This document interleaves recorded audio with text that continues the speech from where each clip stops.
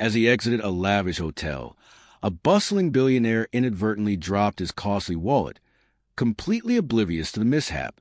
However, when a homeless young girl of African descent returned it before he even realized it was gone, something within him shifted. He suddenly saw a frail, starving child struggling for survival in a world that had long overlooked her existence.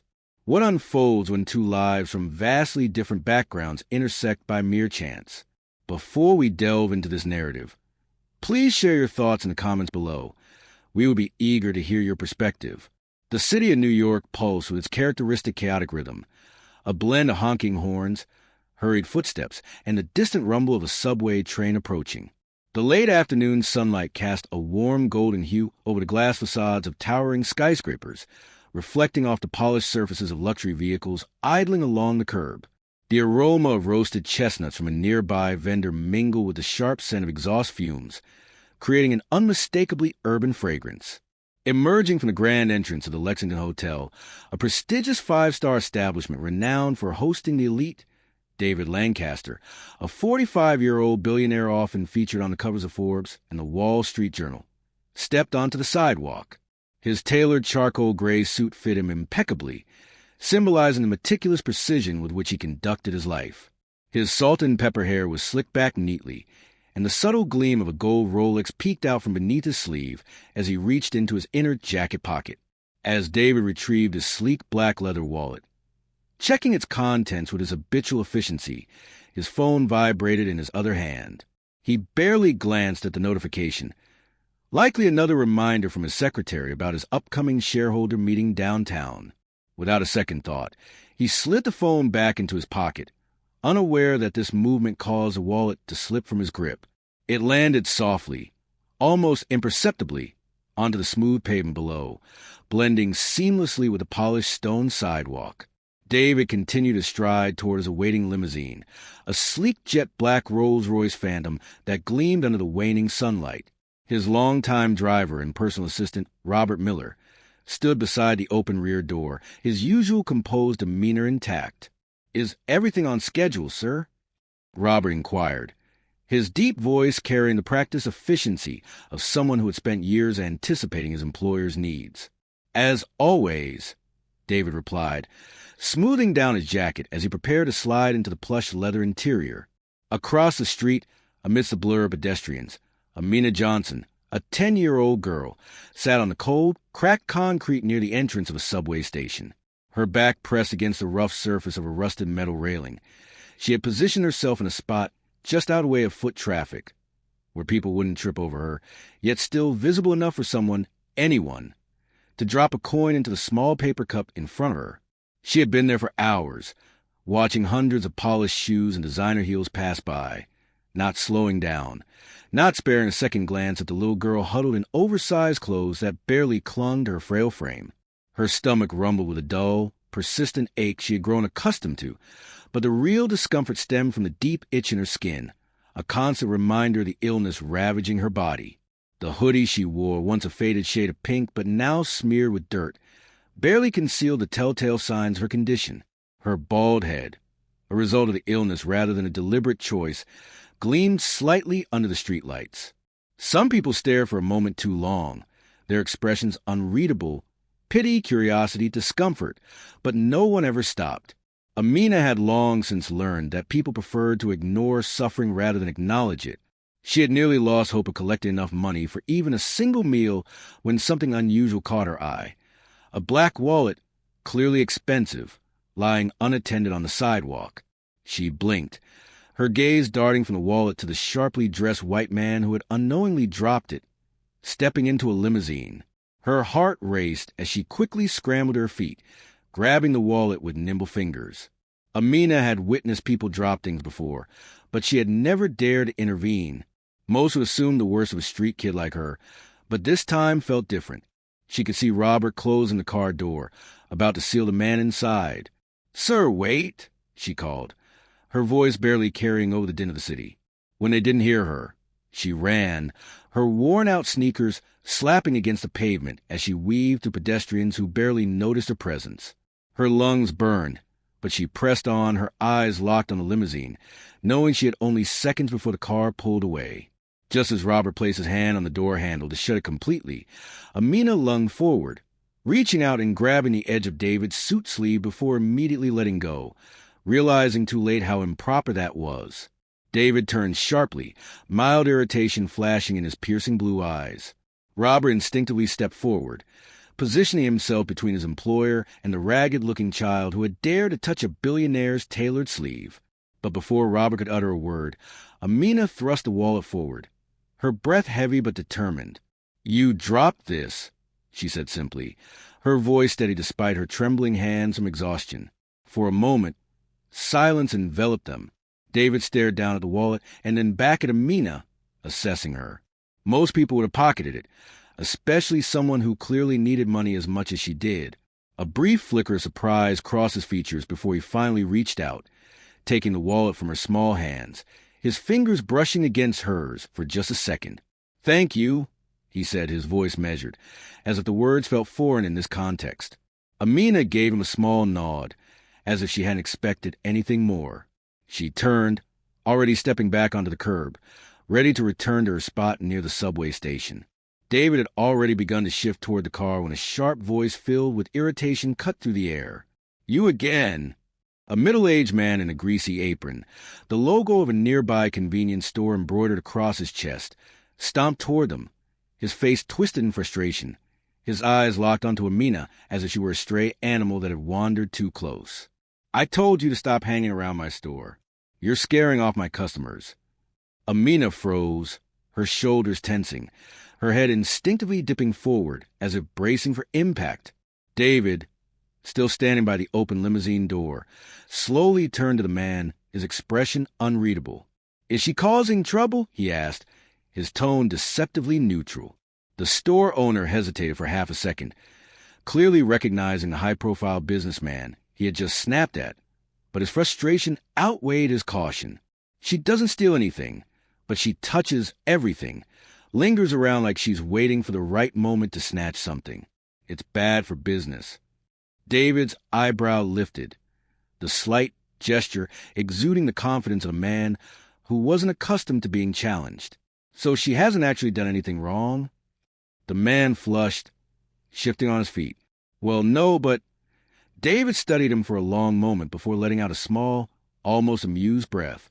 He glanced back at Amina, who still stood stiffly, her hands clenched into small fists at her sides. "Interesting," he murmured. Without another word, he turned, stepping into the limousine. Robert shut the door, instantly muffling the outside world as the car pulled away. David didn't immediately reach for his phone or his meeting notes. Instead, he leaned slightly toward the tinted window, watching Amina disappear into the crowd. Something about the encounter lingered in his mind. A child with nothing had just returned a wallet worth more than what she'd likely see in a year, and for some reason, he found himself noticing her in a way he never had before. Inside the climate-controlled silence of the limousine, David Lancaster sat with one leg crossed over the other, fingers idly tapping against the smooth leather of his wallet. The exchange with the girl played in his mind like a scene from a film, brief but unshakable, leaving behind an impression that refused to fade. He had encountered countless individuals in his life, from billionaires in tailored suits to politicians hungry for influence, yet few had left him with a feeling quite like this. A street kid, homeless and clearly struggling, had not only returned his wallet, but had done so without hesitation, without expecting anything in return. That in itself was rare. Robert Miller, his driver and longtime assistant, had been with him long enough to sense the shift in his mood through the rear-view mirror. He observed the subtle furrow in David's brow, the way he remained uncharacteristically silent, his gaze drifting toward the skyline as they wove through traffic. Robert had worked for David for nearly 20 years, long enough to know that Lancaster was not an unkind man, but he was a pragmatist, a businessman first. If something didn't concern him, he didn't dwell on it. But this, Robert could tell that something about the encounter had unsettled him in a way David himself probably hadn't even processed yet. Adjusting his tie, Robert cleared his throat. "That was unexpected," he said, his voice measured. "Most kids in her situation would have kept the wallet." David didn't respond immediately. He turned his attention to the window, watching the crowded sidewalks blur past. After a moment, he exhaled through his nose, a thoughtful sound rather than a dismissal. "She didn't even think twice," he murmured, more to himself than to Robert. "Just ran after me like it was the only option." Robert nodded slightly. Some people, even when they have nothing, still choose to do the right thing. David considered that, his fingers still absently brushing against the edge of his wallet. His mind flickered back to the store owner's words. The way the man had spoken about her, as if her mere existence outside his store was a crime. It wasn't the first time David had witnessed that kind of dismissive hostility. People feared what made them uncomfortable, what reminded them that life wasn't as balanced as they liked to believe. He shifted slightly in his seat. "Slow down, Robert." Robert, though slightly surprised, obeyed without question, easing his grip on the steering wheel as the limousine slowed its pace. "Is something wrong, sir?" David scanned the streets as the car rolled forward at a more deliberate speed, his sharp gaze flicking to the sea of pedestrians. See if he can spot her. Robert's brows lifted slightly, but he didn't question the request. Instead, he adjusted the rear-view mirror, glancing out at the passing sidewalks. They both searched, their eyes moving to the faces of hurried professionals, tourists clutching shopping bags, street vendors shouting over the city noise. Then there, a familiar small figure hunched against the cold brick wall of another convenience store a block down. The girl was sitting on the sidewalk, her knees pulled close to her chest, her paper cup still in front of her, though it remained nearly empty. Unlike before, her head wasn't turned toward passing pedestrians in silent hope. Instead, she was staring at her hands, fingers tracing over her thin wrists as if trying to warm them. David observed her for a moment, his expression unreadable. "Pull over," he instructed. Robert hesitated only for a fraction of a second before easing the car toward the curb, bringing the limousine to a smooth stop just ahead of where the girl sat. David reached for the door handle, pausing briefly before stepping out onto the pavement. His polished Oxford shoes met the cracked concrete with a quiet but definitive sound, one that made the girl's head snap up. She recognized him immediately, her dark eyes widening slightly, though whether in surprise, confusion, or caution, David couldn't tell. He crouched to her level, taking care to keep his movements measured and unthreatening. The city noise continued around them, but in that moment, the world seemed to shrink to just the two of them. "Hello again," he said, his tone calm but intent. The girl's gaze flickered to the limousine behind him and then back to David, her instinct screaming that this was out of the ordinary. Men like him, men in expensive suits stepping out of cars worth more than a lifetime of meals, didn't come back. They didn't stop twice. "Did I forget something?" she asked carefully. David almost smiled at that. The way her immediate thought was that she must have made a mistake, that the only reason he returned was because he needed something from her. "No," he said simply, "but I think I might have." Her brows knitted, confusion flickering across her features. David didn't immediately elaborate.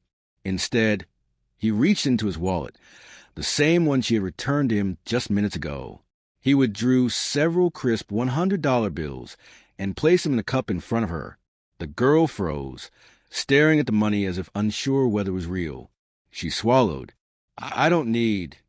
"It's not charity," David interrupted smoothly. "It's for a meal, maybe something warm to wear." She hesitated, clearly battling some internal struggle. Eventually, she looked away, her fingers curling slightly around the edge of the cup. "Thank you," she murmured, though the words sounded both grateful and wary. David studied her for a moment longer. Then in a voice quieter, more deliberate, he asked, "What's your name?" The girl blinked, surprised by the question. For a moment, she hesitated, as if debating whether to answer. "Amina," she finally said, her voice barely above a whisper. David nodded slightly, committing the name to memory. "Amina," he repeated, testing the sound of it. Then, with quiet intent, he asked, "What do you really need?" Her head snapped back up, her eyes locking onto his. David hadn't meant for the question to carry weight, but somehow it did, because for the first time since they had crossed paths, Amina's carefully constructed walls wavered. She was still a child, still young enough to wish for things, but old enough to understand how cruel the world could be. Her small hands clenched around the fabric of her hoodie, as if holding herself together. "I need help," she whispered. There was something raw in the way she said it, something that made David sit back slightly, something that told him this wasn't about the money. Before he could press further, before he could fully piece together the weight of her words, the moment shattered. A new noise cut through the usual city chaos. Shouts not from Amina, not from David, but from passers-by, their voices tinged with curiosity and surprise. David turned his head just in time to see a small crowd forming just a few feet away. It had taken people longer than usual to recognize him, but now that they had, the reaction was immediate. "David Lancaster," someone gasped, already pulling out a phone. "Oh my God, is that him?" A ripple effect spread to the crowd as more people took notice. Some whispered, some pointed, some outright approached. In the middle of it all, Amina shrank back, her body tensing instinctively as a small space between them and the world began to close in. David saw the moment panic flickered across her face. Without hesitation, he made a split-second decision. "Amina," he said, his voice firm but quiet. She looked up at him, fear creeping into her expression, her fight-or-flight instincts kicking in hard. "Come with me," David said. He didn't wait for her to answer. He simply extended his hand, a silent offer, an unspoken promise. For the briefest second, Amina hesitated, but before she could think better of it, she grabbed his hand, and just like that, everything changed. David didn't waste another second. With the crowd pressing closer, their voices a growing murmur of excitement and speculation, he turned smoothly, guiding Amina toward the waiting limousine. Robert, ever observant, had already stepped forward, positioning himself like a barrier between them and the eager onlookers. "Excuse us, folks." Robert's voice was calm but firm, a subtle authority woven into his words as he raised a hand, blocking a woman who had nearly shoved her phone into David's face. "Let's give Mr. Lancaster some space." The cameras didn't stop flashing. Someone called out a question. Something about whether this was some kind of PR stunt, whether the billionaire had adopted a homeless kid. But David ignored them. His grip on Amina's hand remained steady, his pace brisk but measured, his mind already calculating the best course of action. The limousine door swung shut behind them, sealing out the murmurs of the growing crowd, the flashing lights of lifted phone cameras, and the restless energy of the city beyond. Inside, the world felt suddenly smaller, quieter, but not calm. Amina sat stiffly against the plush leather seat, her small frame visibly tense, her fingers curled into the worn fabric of her hoodie, as if bracing for something. The contrast between her and her surroundings was stark. A girl whose entire existence had been shaped by survival, now enclosed in an environment built for opulence and control. David watched her carefully, noting the way her breath came too fast, too shallow, the way she barely met his gaze despite how boldly she grabbed his hand just moments ago. He didn't speak yet. He had learned through years of business negotiations that sometimes silence was more telling than words. Robert, his ever-efficient driver, didn't ask where they were going. He merely pulled away from the curb, maneuvering through the streets with his usual calm precision, waiting for instruction. But David wasn't thinking about a destination just yet. He was watching Amina, the way her shoulders hunched inward, the way her hands trembled despite her attempt to keep them still, the way sweat dotted her forehead despite the controlled coolness of the limousine's interior. Something wasn't right. "Amina," he said, his voice steady but firm, testing how she responded to her own name. She didn't answer. Her breathing quickened. "Amina!" He tried again, leaning slightly forward. Her small chest rose and fell erratically, her dark eyes suddenly losing focus, her grip loosening from her hoodie. Then, without warning, her body slumped sideways. David moved instantly, catching her before she could slide onto the floor. "Amina!" His voice, usually measured and composed, was now sharp, edged with an urgency that startled even himself. He pressed his palm to her forehead, too hot, with his other hand. He shook her shoulders slightly, trying to rouse her. Nothing. Robert's gaze flicked to the rearview mirror. "Sir, she's unconscious," David said, his mind already shifting into action. "Take us to a hospital now." Robert didn't hesitate. The car lurched forward, weaving through lanes of traffic with a controlled urgency that only years of disciplined driving could achieve. David barely noticed his focus on the fragile girl in his arms, her breathing shallow, her body unervingly light. This wasn't just exhaustion. This wasn't merely hunger. Something was deeply wrong. The moment the limousine screeched to a halt outside the emergency entrance, David was already out the door, carrying Amina in his arms. The sight of a billionaire in a tailored suit cradling a frail, unconscious girl sent a ripple of confused urgency through the hospital staff. "I need a doctor," David said, his voice like steel, brooking no delay. A team of nurses rushed forward, a gurney appearing in seconds. "What happened?" one of them asked as they transferred Amina from his arms onto the bed. "She collapsed in the car," David said. "She was breathing fast before she lost consciousness." "Something's wrong." The nurse nodded sharply.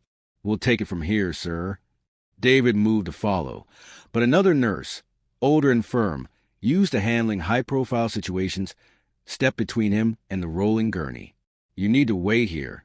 For the first time in years, David felt helpless. He watched as they wheeled Amina down the corridor, disappearing behind the double doors marked emergency treatment, authorized personnel only.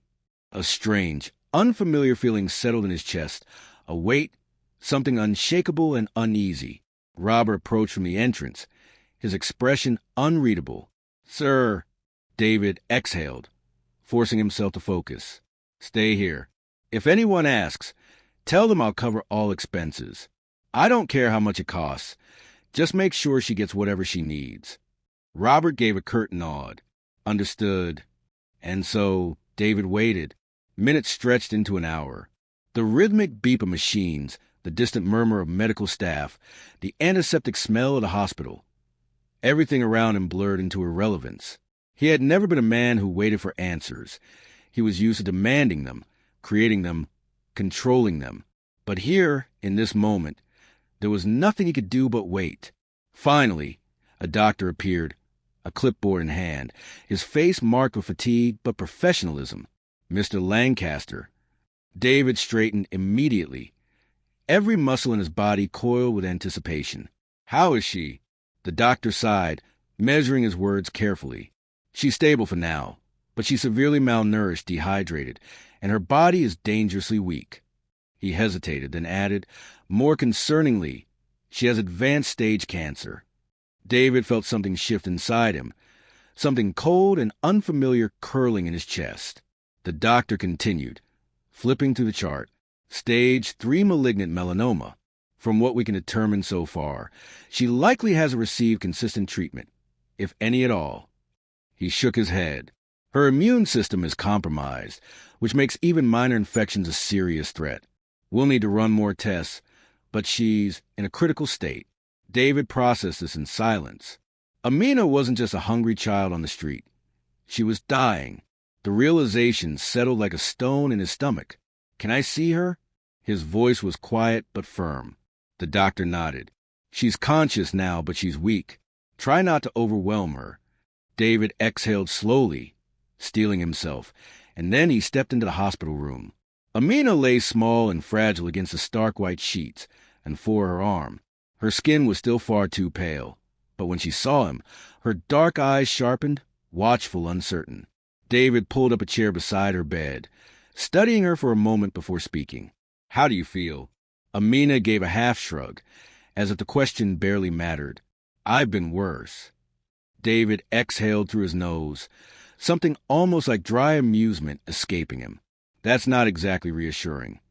She didn't answer. Silence stretched between them. Then David asked, "Where do you live?" For the first time, Amina hesitated. Then quietly, she murmured, "A shelter, a group home." David tilted his head slightly, his sharp mind already piecing together the situation. "An orphanage?" Amina nodded, her fingers fidgeting with the thin hospital blanket. "Hope Haven. It's not bad, but they don't have a lot, the medicine I need, the hospital visits." She trailed off, shrugging again as if that was just how things were. David didn't speak right away. Instead, he considered what to do next. Finally, he said, "Take me there." Amina's gaze snapped to his, startled. Why? Because David said simply, "I think I need to see where you come from." For a long moment, Amina just stared at him, as if trying to decide if he was serious. Then finally, she gave a small nod, and just like that, the course of David Lancaster's life changed forever. By the time they reached Hope Haven, the rain had started. It wasn't a heavy downpour, just a soft, persistent drizzle, the kind that made the air thick with the scent of damp pavement and old brick. The limousine rolled to a stop in front of the weathered building, its once white exterior now faded to a dull gray, the paint chipping in places. The windows, some of them cracked, glowed faintly with a dim light from inside. The sign above the entrance, Hope Haven Orphanage, was crooked, the lettering barely legible beneath years of grime and neglect. David Lancaster sat in the back seat, watching as Amina shifted beside him, staring at the building with an expression he couldn't quite place. Relief, embarrassment, maybe both. He had seen many things in his life: hostile boardrooms, desperate entrepreneurs, cities built and destroyed by the weight of money and ambition. But he had never seen anything quite like this. He stepped out first, opening an umbrella, then turned to Amina. She hesitated, glancing at the umbrella before looking up at him. Her instinct was to refuse, to insist she didn't need it. But after a brief pause, she moved closer, standing beside him as they walked toward the entrance. The moment the door swung open, a voice rang out, warm, familiar, filled with both relief and exasperation. Amina Johnson, a woman in her early 60s, stood in the doorway, her graying hair pulled into a loose bun, her round glasses slipping slightly down the bridge of her nose. She was small in stature, but carried herself with a quiet authority, the kind earned through years of caring for children who had no one else. David watched as Amina shrank slightly, guilt flashing across her face. "Hi, Miss Olivia." Olivia Carter let out a heavy breath, closing the distance between them in 3 quick strides. Her hands immediately reached for Amina's face, brushing damp strands of hair away, checking her over like a mother with a child who had been missing for days. "Where have you been?" Olivia demanded, though her voice trembled with concern more than anger. "We've been looking everywhere. You can't just disappear like that. Do you have any idea how worried I was?" Amina winced but didn't pull away. "I was okay, I swear. I just needed to." She hesitated, then turned slightly, as if suddenly remembering David was standing there. Olivia followed her gaze, her expression shifting from concern to confusion as her eyes landed on the well-dressed man standing in the entryway, an expensive umbrella in hand. His presence so out of place it might as well have been a mirage. David offered a polite nod. "David Lancaster?" Olivia's brow furrowed. "The David Lancaster?" David wasn't sure if the way she said it was good or bad. Olivia blinked, shaking her head as if trying to process the absurdity of the situation. "I," she started, then turned back to Amina, searching her face for an explanation. Amina shifted on her feet. "He helped me." Olivia's lips parted, but whatever questions she had, she didn't ask them. Not yet. Instead, she stepped back, holding the door open. "Come inside. It's cold." The interior was small, cramped but clean. The walls were lined with shelves of donated books, the furniture mismatched, and the air carried a faint scent of something baking. Probably Olivia's way of making the place feel more like home. A group of children peeked from a hallway, their curious faces partially hidden behind the doorframe. Amina offered a small wave, and almost immediately, a little boy no older than 6 darted from the group, throwing himself at her. "Amina, you're back." Amina staggered slightly but caught him, laughing softly as she ruffled his hair. "Miss me, Elijah?" The boy nodded fervently, clinging to her hoodie.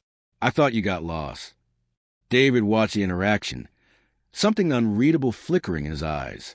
Olivia, still standing near the doorway, finally turned to him. "Would you like some tea, Mr. Lancaster?"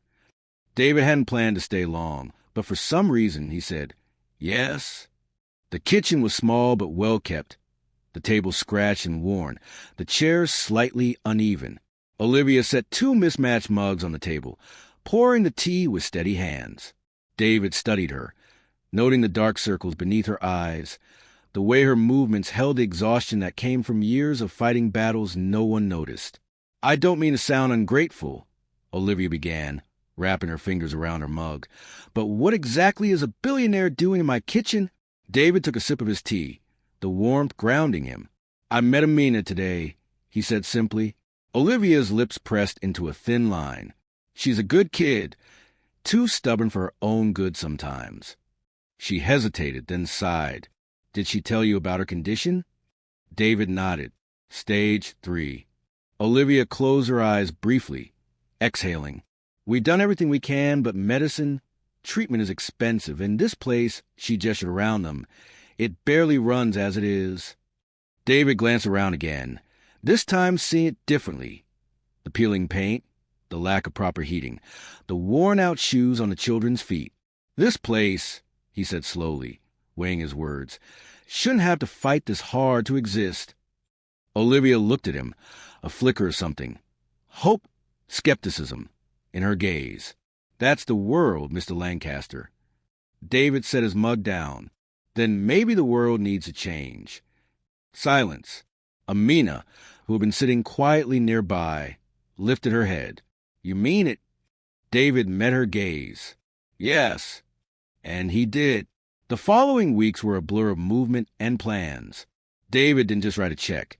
He rebuilt Hope Haven from the ground up, a full renovation, proper medical care, new beds, new books, a full pantry, not just for Amina, but for every child in that orphanage, every child like her who had been told that survival was the best they could hope for.